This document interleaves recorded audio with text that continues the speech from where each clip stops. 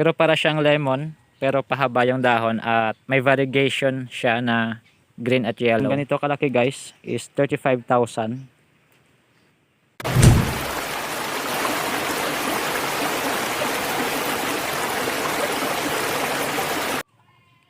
Hi guys, so hello sa mga kahabis ko dyan sa Your Daily Pet. So ayan guys, bukod sa pag-iisda at pag-aalaga ng mga aspin na aso, ayan. So ang dami nating alagang mga bulaklak. Yan guys oh. So actually guys, dati pa lang ay may mga bulaklak na ako dito na hindi flowering plants kumbaga. So tulad nitong mga tricolors, ayan. Sobrang dami na guys ng ating tricolors. Tingnan nyo guys. Ang haba na ng mga stem nila. Kaso guys wala na akong time para mangkat. Kasi busy sa aming ready to wear store. Tapos may mga isda pa. Na everyday ay wina-water change ko. So nawalan ako ng time sa pag-aalaga ng mga bulaklak. Pero okay naman yung mga paglaki nila. So actually guys oh, nakikita nyo ang haba ng stem kahit hindi na masyadong naaalagaan. Isa pang rason guys na hindi ko sila nakat ay sobrang layo kasi ng pinagkukuhanan natin ng rice hull. Pero guys maybe next week mag-start tayo na mag-renovate ng ating mga bulaklak or pagagandahin pa natin sila ulit. So yan, meron tayo ditong mga Queen Elizabeth. So yung Queen Elizabeth natin ay more or less 15 pots ata to. Nandun pa yung iba guys. Tapos yung iba ay nandito. So ayan, sobrang kalat guys kasi hindi pa ako nakapaglinis ng bakuran. Aside sa Queen Elizabeth tricolors or Prince of Orange, mayroon pa tayo ditong Giant Lemon. Yan. Ito nakalimutan ko. Pero dati guys yung bili ko dito ay 750 per pot. Tapos parang 5 leaves lang ata to dati. Pero na-propagate ko guys. So mayroon tayo ditong mga more or less 10 pots siguro. Nandun sa taas yung iba guys. Tapos eto binigay lang sa akin to guys dati. Pero pag nung binigay sa akin to guys ay wala tong leaves. So parang patay na siya. Kaso na-revive ko lang, nilagyan ko ng gamot, rooting hormones. So yan na siya. Tapos may mga dwarf lemon din tayo dito guys. Ayan. Sobrang dami ng dwarf lemon natin. Yung iba nga ay napamigay ko na guys. Tapos eto, meron tayo dito nga nakalimutan ko guys kung anong pangalan nito. Pero para siyang lemon, pero pahaba yung dahon at may variegation siya na green at yellow or batik-batik. Yan. So mayroon tayo dito nga 3 pieces nito. Kaso yung isang maliit ay binigay ko sa kaibigan ni mama. Ayan. Tapos eto, Diefenbach yan na nakalimutan ko kung anong variety to. Pero sobrang ganda nito guys kapag inalagaang mabuti. Ayan. Tapos may mga Husibuno din tayo. Yan, ang Husibuno natin ay sobrang dami nito guys actually. Pero nilagay ko sa mga puno ng kahoy or malapit sa puno ng kahoy. Ayan. Tapos eto pa. Husibuno. Tapos yung pink princess natin. Ayan. Sobrang laki na ng mga pink princess natin. Ito guys oh. Ang ganda ng variegation niya. Ayan. Ayan. So yung mga pink princess natin. Tapos may nandito pa. Ito guys para magre-revert siya. Kasi super shady dito. Pero okay lang guys kasi kaya naman natin pagandahin to ulit. Yan. Tapos dito mayroon tayo dito nga Birkins. Yan. So yung Birkins dati guys ay ganito lang kalaki yung dahon niya. Parang kuko lang. Pero lumaki na siya at ngayon ay napabayaan na guys. Pero don't worry guys kasi i-renovate natin to at pagagandahin ulit yung ating mga bulaklak. At dito naman guys, nandito yung ating white wizard. So nilagay ko siya dito sa naiinitan kapag noon time hanggang mga 3 PM. So nandun yung ating mga bulaklak. Yan, nandito yung ating mga isda. At nandito yung ating white wizard. Tapos nandito pa yung ibang Queen Elizabeth. Ayan. So bukod dito guys sa ilalim ay may nandun pa tayo sa itaas. So tara guys, puntahan natin. Okay, so nandito na tayo guys sa itaas na part ng aming bakuran. So yan yung mga fry ng ating guppies. Nandun yung mga iba pang platis at guppies. Ayan. So dito guys, nandito yung ating gigantium na green. Actually guys, mayroon ako nitong gigantium na variegated dati.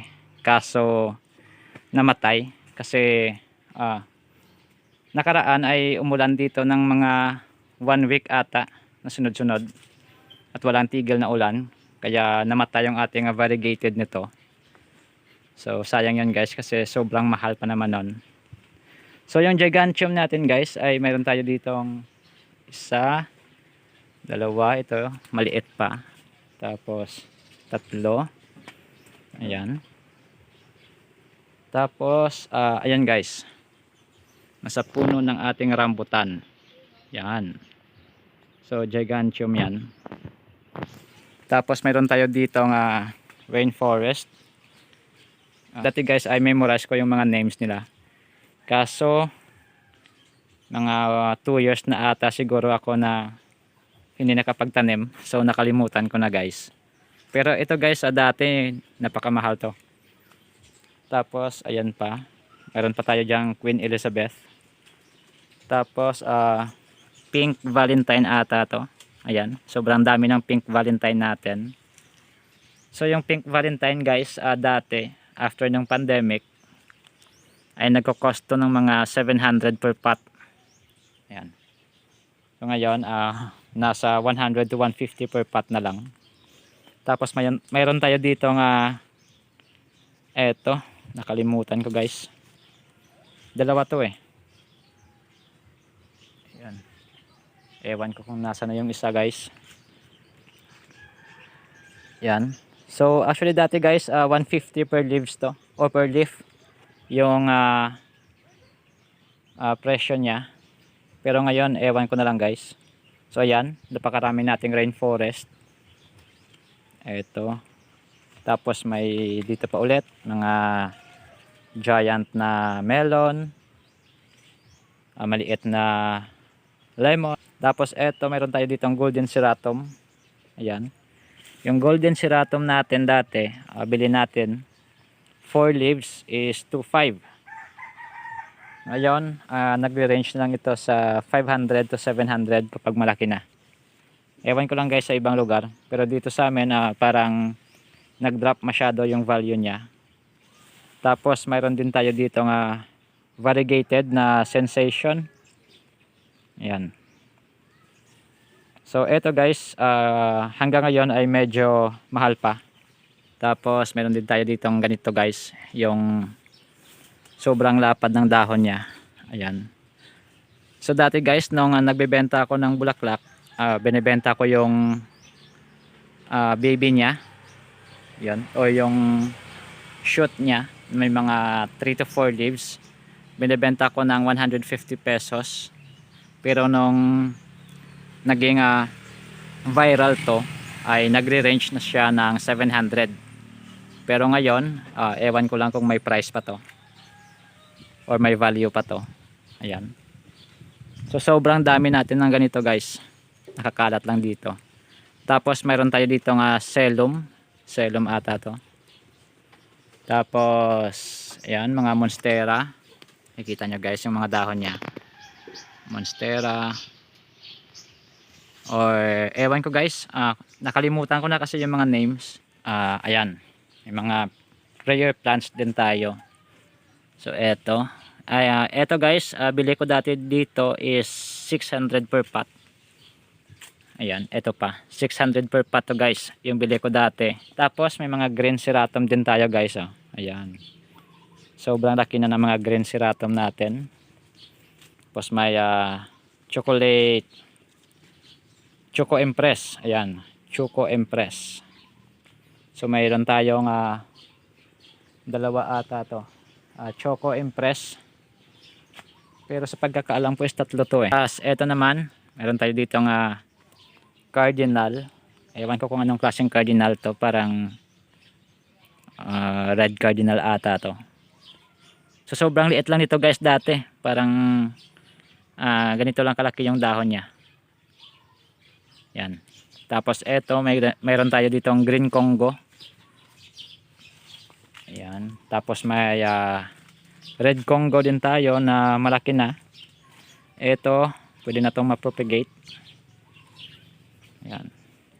Tapos ang dami nating ganito guys, oh, watermelon. So yung iba ay wala ng lupa yung mga pots nila. Mayroon din pala tayo guys na biritay. Yan. So yung biritay dati guys, sobrang mahal nito. 700 ata per 2 leaves. Tapos maliliit pa. So actually guys, yung sa akin ay sobrang laki na sana. Kaso nung nagkaroon ng bunga itong puno na to, ayan. So inaakyat yan ng mga bata. Tapos yung mga bunga ay tumatama dito at yung mga sanga. So pumangit na yung itsura niya. Pero don't worry guys, kasi kayang-kaya naman natin tong pagandahin. Ayan. So pagagandahin natin to guys, huwag kayong mag-alala. Tapos mayroon din tayo nito. Ito yung ginger plant ata yung tawag dito. Ayan. Tapos mayroon din tayo ditong ayan, marble na Epiperio marble. Ayan. So, sobrang laki na nito guys. One leaf lang dati to guys, yung Epiperio marble natin. Tapos mayroon tayo ditong rubber plant. Ayan, rubber plant. May puno din tayo dito ng mansanas. Ayan. Tapos mga variegated na rainforest or wave of love. Ayan, tingnan nyo guys. Dati guys sobrang mahal nito guys. Ayan. Ito pa. Ayan. Tapos yung mga rainforest natin na ordinary na dati nagre-range pa ng 5,000 pag malaki na. Pero ngayon nagre-range na lang siya ng 300 to 500. Or depende sa lugar guys. Tapos eto, mayroon tayo ditong mga yan guys, oh, mga golden alocasia. Yan, golden alocasia na sinira na ng mga aphids. Tapos may mga white din tayo na alocasia guys. Ayan, white na alocasia, sobrang laki na. At ang dami na nilang babies. Ayan. Tapos eto, yung mga value to dati guys. Tapos dito naman guys, mayroon tayo ditong mga ganito, mga ordinary lang na plants.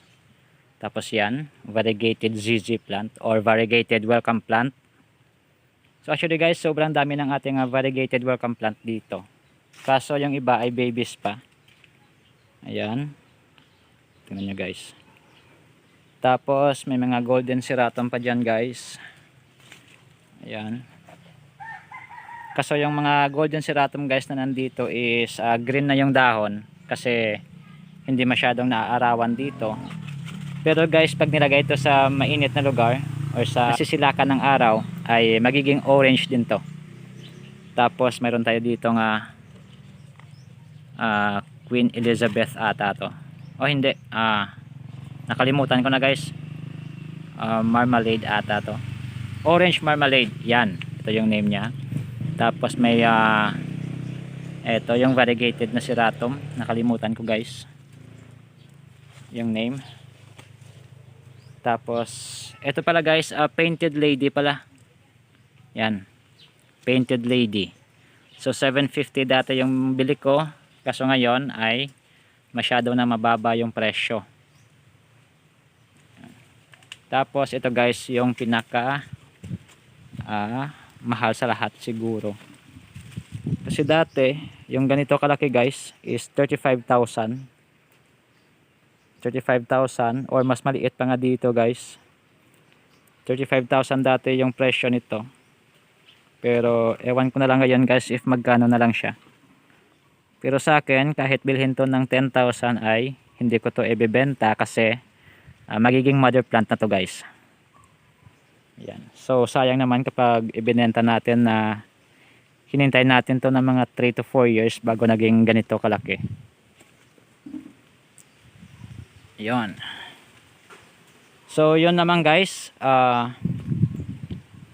maybe next week ay i-update ko na lang kayo kapag na-rearrange na natin to at kapag na-repot na natin yung mga plants natin. So kung nagustuhan nyo yung video natin guys ay huwag nyo kalimutang mag-subscribe at paki-follow ng ating Facebook page na Your Daily Pet. At huwag nyo din kalimutang i-like at share ang ating mga videos. So hanggang sa muli, maraming salamat guys at happy fish and plant keeping. Yon.